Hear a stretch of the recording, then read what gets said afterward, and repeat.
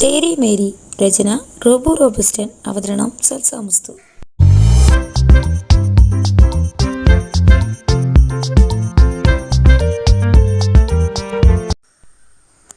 ഞങ്ങൾ പുറത്തേക്കിറങ്ങി നോക്കിയിട്ടൊന്നും ആരെയും കാണുന്നില്ല. അപ്പോഴാണ് ഞങ്ങൾ ഗേറ്റിനടുത്തുണ്ടെന്ന് മെസ്സേജ് വന്നത്. നേരെ അങ്ങോട്ട് വിട്ടു. നോക്കുമ്പോൾ ശ്രീ അവൻ്റെ കാറിലും ധ്രുവ അവൻ്റെ ബൈക്കിലും ചാരി നിൽപ്പുണ്ട്. എന്താടാ, എന്തെങ്കിലും പ്രോബ്ലം ഉണ്ടോ? അവരുടെ നിൽപ്പും ഭാവമൊക്കെ കണ്ടപ്പോൾ തന്നെ കാശി ചോദിച്ചു. ഉണ്ട്. ആദ്യം നിങ്ങൾ കയറി. ഇവിടെ നിന്ന് സംസാരം വേണ്ടെന്ന് പറഞ്ഞ് ശ്രീ ഡ്രൈവിംഗ് സീറ്റിലേക്ക് കയറി. ധ്രുവ അവൻ്റെ ബൈക്കിലും. എന്താണ് കാര്യം എന്നറിയാതെ ഞങ്ങളും. എന്താടാ ഇങ്ങനെ ടെൻഷൻ എടുപ്പിക്കാതെ കാര്യം എന്തെന്ന് പറ. ദേവൻ്റെ ചോദ്യം കേട്ട് ഡ്രൈവിംഗ് എടുത്ത് തന്നെ അവനൊരു ഫയലെടുത്ത് ഞങ്ങളുടെ നേരെ നീട്ടി. ദേവൻ അതവൻ്റെ കയ്യിൽ നിന്ന് വാങ്ങിച്ചു തുറന്നു.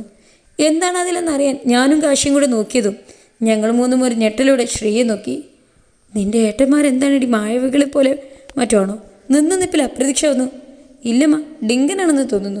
ദേ പെണ്ണെ, ബർത്ത്ഡേ ആണെന്ന് നോക്കില്ല, നല്ല പെട ഞാൻ തരും കേട്ടോ. ഞാനും നിൻ്റെ അച്ഛനും കുറേ കാര്യങ്ങൾ അവന്മാരെ പറഞ്ഞേൽപ്പിച്ചിരുന്നു. അതൊക്കെ ഇട്ടിട്ട് മൂന്ന് എവിടെ പോയി കിടക്കുകയാണോ എന്തോ. ആൻറ്റി, എന്തിനാ കൊച്ചി ഇതിൽ നിന്ന് നല്ല പോലെ പട്ടി കുടിച്ചുട്ടെ? എവിടുന്ന് ഓടിപ്പറഞ്ഞ് വരുന്ന അക്കുവിനെ പിടിച്ചു നിർത്തി നന്ദിനി ചോദിച്ചു. ഹേ ഒന്നുമില്ല, ഞാൻ വെറുതെ പിറകിലേക്ക് ഒന്ന് തിരിഞ്ഞു നോക്കി. പ്രണവ് അവിടെ ഒന്നും ഇല്ലെന്ന് ഉറപ്പ് വരുത്തി ലെവൾ മുന്നിൽ നിൽക്കുന്നവരെ നോക്കി ചിരിച്ചു കാണിച്ചു. അല്ല, ഇവിടെ എന്താ എല്ലാവരും കൂടി നോക്കി നിൽക്കുന്നേ? വിഷയം മാറ്റാൻ വേണ്ടി ഒക്കെ ചോദിച്ചതും നന്ദിനി കാര്യം പറഞ്ഞു. അതിനവർ മൂന്ന് ശ്രീയേട്ടൻ്റെ കാറിൽ കയറി അങ്ങോട്ട് പോകുന്നത് ഞാൻ കണ്ടിരുന്നല്ലോ. ഏട്ടൻ്റെ കൂടെയോ? അതിന് ഏട്ടൻ ഇങ്ങോട്ട് വന്നിരുന്നോ? ആ, ശ്രീയേട്ടൻ മാത്രമല്ല, ധ്രുവേട്ടനും ഉണ്ടായിരുന്നു കൂടെ. ഇത്തവണ ആദ്യം കൂടെ ഒന്ന് ഞെട്ടി. അങ്ങേരുണ്ടായിരുന്നു? എന്നിട്ട് എന്നോടൊന്നും പറയുക പോലും ചെയ്തില്ലല്ലോ. ഇങ്ങ് വരട്ടെ, കാണിച്ചു കൊടുക്കുന്നുണ്ട് ഞാൻ അങ്ങേർക്ക്. ഒന്നും മിണ്ടാതിരിടി. ആനക്കാരി പറയുമ്പോൾ അവളുടെ ഒരു ചേനക്കാരിയാണ്.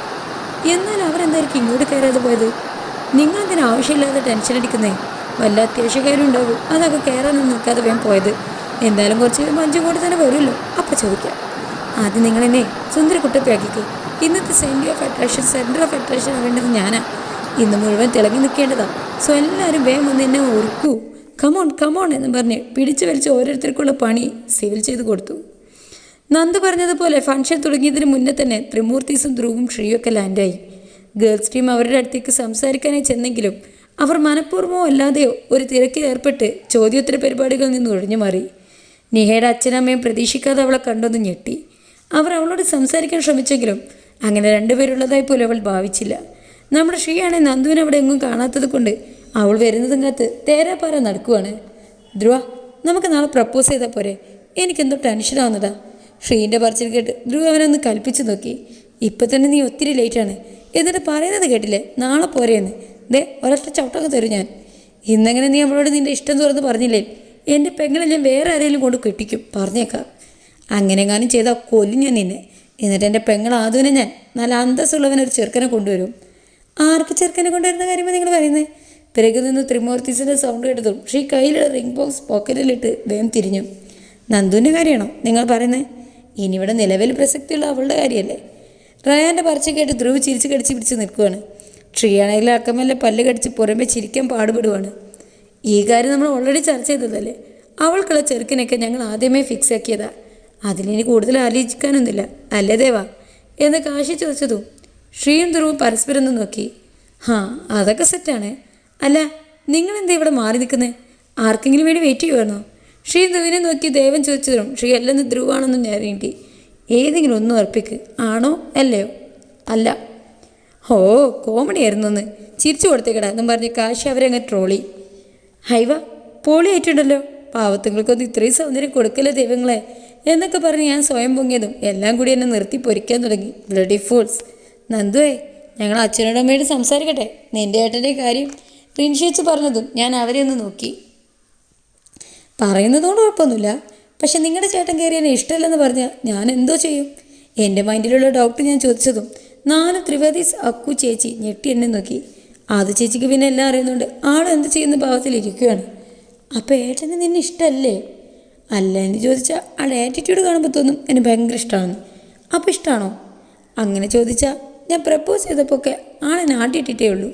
തല്ല് വരെ മേടിച്ചിട്ടുണ്ട് ഞാൻ. പക്ഷെ പിന്നെ അങ്ങേരെ കുറേ റിസ്ക് ഒക്കെ എടുത്ത് എന്നോട് ഒന്ന് സോറി പറഞ്ഞ്. അന്ന് നൈറ്റ് മാൻഷനിലേക്ക് റാം വന്നത് മനസ്സിൽ വെച്ച് ഞാൻ പറഞ്ഞതും സോറി പറയുന്നതിന് എന്ത് റിസ്ക് എന്ന് ചോദിച്ച് അഞ്ചു എന്നെ നോക്കി. അതൊക്കെ വലിയ കഥയാണ്, ഞാൻ പിന്നെ പറഞ്ഞുതരാം. ആദ്യം ഇതിലൊരു തീരുമാനം ഉണ്ടാക്കുക. നിങ്ങളെല്ലാവരോടും സംസാരിച്ച് കഴിഞ്ഞ് റാമെങ്ങാനും എന്നെ കെട്ടാൻ സമ്മതമല്ലെന്ന് പറഞ്ഞാലേ ഞാനെന്ത് ചെയ്യും? വിഷയം മാറ്റാനേ ഞാൻ ചോദിച്ചു. അങ്ങനൊരു പ്രശ്നം നിലനിൽക്കുന്ന സ്ഥിതിക്ക് നമുക്ക് ആദ്യം ഏട്ടനുമായിട്ട് തന്നെ സംസാരിക്കാം. അപ്പം അറിയാൻ പറ്റുമല്ലോ ആൾക്ക് നിന്നെ ഇഷ്ടമാണോ അല്ലേ എന്നൊക്കെ. അപ്പം ഇഷ്ടമല്ലെന്ന് പറഞ്ഞാൽ അക്കു ചേച്ചി പറഞ്ഞതിന് പിന്നാലെ എൻ്റെ ഉള്ളിൽ നെഗറ്റീവ് ഓളി ചാടിക്കരിച്ച് വെച്ചതും എങ്കിൽ വിധിയില്ലെന്ന് കരുതി നമുക്ക് സമാധാനിക്കാം കുഞ്ഞ് എന്നും പറഞ്ഞ് ആദ്യ ചേച്ചി എന്നെ തളർത്തി. നീ പേടിക്കണ്ട, എന്തൊക്കെ സംഭവിച്ചാലും എനിക്ക് നാത്തൂനായി നീയും നിനക്ക് നാത്തൂനായി ഞാനും ഉണ്ടാകും. അങ്ങനെ ഇപ്പോൾ പുറത്തുനിന്ന് ഒരു നാത്തൂനെ ഞാൻ വരുത്തില്ല. ഇതാ റിൻഷയുടെ വാക്കാണ്. നിങ്ങളിവിടെ വർത്തമാനം പറഞ്ഞിരിക്കുകയാണോ? ഇതെല്ലാവരും എത്തി, താഴേക്ക് വാന്നും പറഞ്ഞ് പാരൻസ് ടീം വന്ന് എല്ലാത്തിനും താഴേക്ക് ഓടിച്ചു. സ്റ്റെപ്പ് ഇറങ്ങി ഞാൻ ചെന്നതും ആദ്യം കണ്ടത് ഏട്ടനെ കണ്ണെടുക്കാതെ നോക്കുന്ന റാമിനെയാണ്. ഇനി എന്നെ തന്നെ അല്ലേ എന്ന് കൺഫേം ചെയ്യാനായി ഞാൻ തിരിഞ്ഞു നോക്കിയതും അവിടെ മൊത്തം ആൻറ്റിമാരാണ്. എന്തായാലും അവരെയൊന്നും ഇങ്ങനെ നോക്കൂല.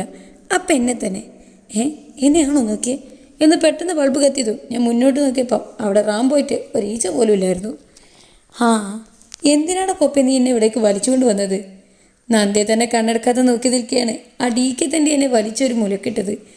നീ ഇവിടെ വായി നോക്കി നിന്നോ? ഇവിടെ നടക്കുന്നത് എന്താ നീ വല്ലതും നിനക്കറിയാവോ? നന്ദിയെ തന്നെ നോക്കി നിന്നതും അവൻ എൻ്റെ മുഖം പിടിച്ച് അവനെ നേരെ പിടിച്ച് ചോദിച്ചതും ഞാൻ അവനെ ഒന്ന് സൂക്ഷിച്ചു നോക്കി. സത്യം പറ, നീ കുടിച്ചിട്ടുണ്ടോടാ? ശ്രീ തമാശ വിട്, ഐ എം സീരിയസ്. ഇന്നിവിടെ വരാൻ പോകുന്ന സ്പെഷ്യൽ പേഴ്സൺ ആരാണെന്ന് നിനക്കറിയാമോ? ഷീമോനെ ഒന്നിങ്ങ് വന്നേ. ധ്രുവ് പറഞ്ഞ് പുറത്തേക്ക് മുന്നേ അമ്മ വന്ന് ധ്രുവിനെ നോക്കിയൊരു മിനിറ്റ് എന്ന് പറഞ്ഞിട്ട് എന്നെയും കൊണ്ടുപോയി. അമ്മ ഇതെന്നെ എങ്ങോട്ടേ കൊണ്ടുപോകുന്നേ? ഒന്ന് അടങ്ങി നെല്ലിച്ചക്ക, എന്തായാലും കൊല്ലാനൊന്നുമില്ല. നോക്കിക്കോ, ആ ഡാർക്ക് ബ്ലൂ ഡ്രസ്സിട്ട കൊച്ചെങ്ങനെയുണ്ട്? കൊള്ളാവോ? നന്ദയുടെ കൂട്ടുകാരി അച്ചുവിനെ ചൂണ്ടിക്കാണിച്ച് അമ്മ ചോദിച്ചു. ഇത് അച്ചു അല്ലേ? അമ്മയോട് ചോദിച്ചതും എവിടുന്നോ പൊട്ടിമുളച്ച പോലെ റയാൻ മുന്നിൽ പ്രത്യക്ഷപ്പെട്ടു. ആഹാ കൊച്ചുകളെ, എല്ലാം അറിയാലോ എന്നും പറഞ്ഞേ എൻ്റെ കവളിനിട്ട് തൊണ്ടിയതും ഞാൻ അവനെ ഒന്ന് ഇരുത്തി നോക്കി. നീ പറ മോനെ, ഇവ രണ്ട് നല്ല ചേർച്ചയല്ലേ? പിന്നല്ലാതെ നല്ല ചേർച്ചയുണ്ട് രണ്ടുപേരും. അമ്മ ചോദിച്ചതിന് ഓൺ ദി സ്പോട്ടിൽ അവൻ മറുപടി പറഞ്ഞു. ഇവനൊന്ന് ഞാൻ ശരിയാക്കും എന്ന് മനസ്സിൽ വിചാരിച്ച് അവൻ്റെ അടുത്തേക്ക് ചെല്ലാൻ നിന്നതും കേക്ക് കട്ട് ചെയ്യാൻ ടൈമായി എന്നും പറഞ്ഞ് സച്ചുവങ്ങളെ എല്ലാവരെയും വിളിച്ചുകൊണ്ട് പോയി. കേക്ക് കട്ടിങ്ങുമായി നാളെ കാണാം. Samastha signing out. Thank you for watching. Bye by.